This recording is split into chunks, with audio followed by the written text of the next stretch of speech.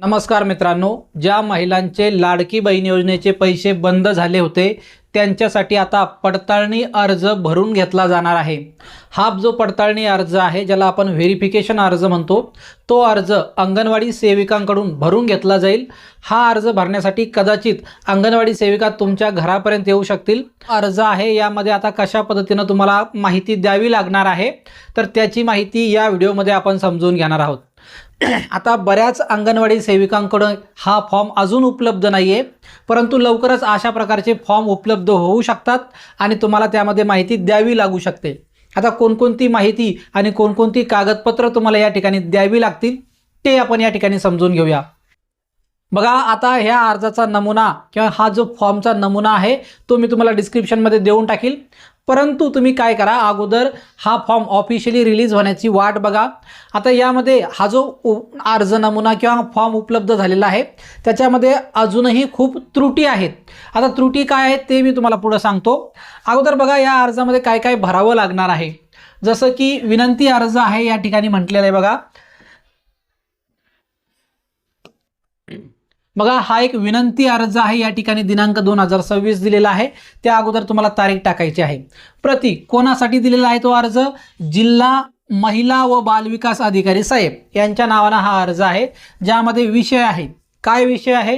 मुख्यमंत्री माझी लाडकी बहीण योजनेचा बंद झालेला लाभ पुन्हा सुरू करण्याबाबत।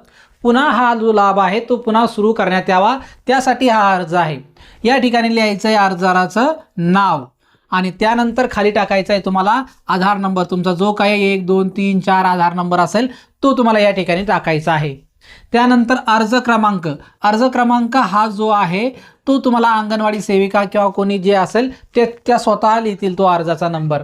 त्यानंतर तुमचा पत्ता टाकायचा आहे, जो तुमचा पत्ता असेल तो। त्यानंतर महोदय इथं खाली लिहिलेलं आहे बघा, मी वरील अर्जदार मुख्यमंत्री माझी लाडकी बहीण योजनाचा लाभार्थी असून माझा लाभ टिंबटिंब पासून बंद झाला आहे। आता कधीपासून बंद झालेला आहे? काही महिलांचे नोव्हेंबर डिसेंबर या 2 महिन्याचे हप्ते बाकी आहेत आणि जानेवारीचा पण काही लोकांचा हप्ता बाकी आहे। जानेवारीचा हप्ता तर अजून कोणाचा आलाच नाही, मग तुम्हाला या ठिकाणी केव्हा लागेल? नोव्हेंबर पासून तुमचा हप्ता बंद असेल, कारण KYC झाल्यानंतर लोकांचे पैसे बंद झाले, म्हणजे तुमचा नोव्हेंबर पासून हप्ता बंद झाला आहे। मी सत्य प्रतिज्ञेवर कळविते की माझी KYC काय वाजलं ओके, माझी KYC प्रक्रिया पूर्ण केली असून माझ्या कुटुंबामध्ये कोणीही व्यक्ती सरकारी नोकरीवर नाही। माझ्या कुटुंबामध्ये कोणीही व्यक्ती सरकारी नोकरीवर नाही। माझ्या घरामध्ये 4 चाकी वाहन नाही। आमच्या घरामध्ये कोणाकडे 4 चाकी गाडी नाही, बरोबर। माझ्या कुटुंबाचे वार्षिक उत्पन्न 2.5 लाख रुपयापेक्षा कमी असून मी या योजनेत पात्र आहे, तरी माझ्या आधार कार्डची पूर्ण चौकशी करून माझा लाभ पुन्हा चालू करण्यात यावेत याकरता अर्ज सादर करत आहोत। आता या ठिकाणी लिहायचं आहे ठिकाण, तुमचं जे काही गाव असेल, तालुका असेल किंवा म्युनिसिपल कॉर्पोरेशन असेल किंवा तुमचं जे काही महानगरपालिका नगरपालिका असेल त्या ठिकाणाचं गावाचं किंवा ठिकाणाचं नाव तुम्हाला त्या ठिकाणी लिहायचं आहे। त्यानंतर तारीख टाकायची आहे, मोबाईल नंबर टाकायचा आहे आणि या ठिकाणी असेल अर्जदाराची सही।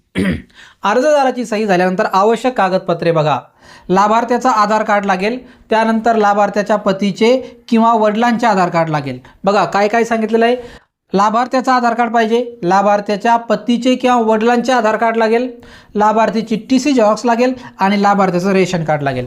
एवढी कागदपत्र तुम्ही आताच तयार करून ठेवा, भविष्यात कदाचित तुम्हाला ही अशा प्रकारचा फॉर्म भरून द्यावा लागू शकतो आणि ही कागदपत्र मागितली जाऊ शकतात। आता बघा या त्रुटी काय आहेत। पुन्हा ज्या वेळेस लाडकी बहीण योजनेची KYC सुरू झाली त्याच वेळेस अशा प्रकारच्या त्रुटी आल्या होत्या। तर पहिली त्रुटी याच्यामध्ये अशी आहे की पुन्हा यांनी या ठिकाणी घटस्फोटित महिला किंवा ज्या एकल महिला आहेत त्यांचा विचार या ठिकाणी केलाय का? कारण त्यांनी विचारायला हवं होतं की तुमचा KYC नंतर लाभ बंद झाला तर मग तुम्ही घटस्फोटित आहात का? कारण घटस्फोटित महिलांनी त्यांचे वडिलांचं किंवा पतीचं आधार कार्ड कुठून द्यायचं या ठिकाणी? तर ह्या आणि अनेक गोष्टी आहेत, जसं की या फॉर्ममध्ये सुद्धा काही महिलांची KYCच बाकी आहे, मग त्यांना देखील पुन्हा KYC करावी लागणार का? त्यांच्यासाठी KYCचा संधी उपलब्ध करून दिली जाईल का? असे वेगवेगळे प्रश्न या ठिकाणी उपलब्ध होतात। त्यामुळं मित्रांनो, जर तुमच्या अंगणवाडी सेविकेने अशा पद्धतीचा फॉर्म तुमच्यापर्यंत आणला तर तुम्हाला तो भरून द्यायचा आहे। आणि लाडकी बहीण योजनेचं जे काही अपडेट येईल त्याची माहिती आपल्या चॅनलवर आपण देत असतो, त्यामुळे चॅनलला सबस्क्राईब करून ठेवा। महत्त्वाचा व्हिडिओ तुमच्या सर्व मित्रांना, नातेवाईकांना शेअर करा आणि आवडला असेल तर लाईक करा। धन्यवाद मित्रांनो, पुन्हा भेटू अशाच एका नवीन व्हिडिओमध्ये। तोपर्यंत जय महाराष्ट्र।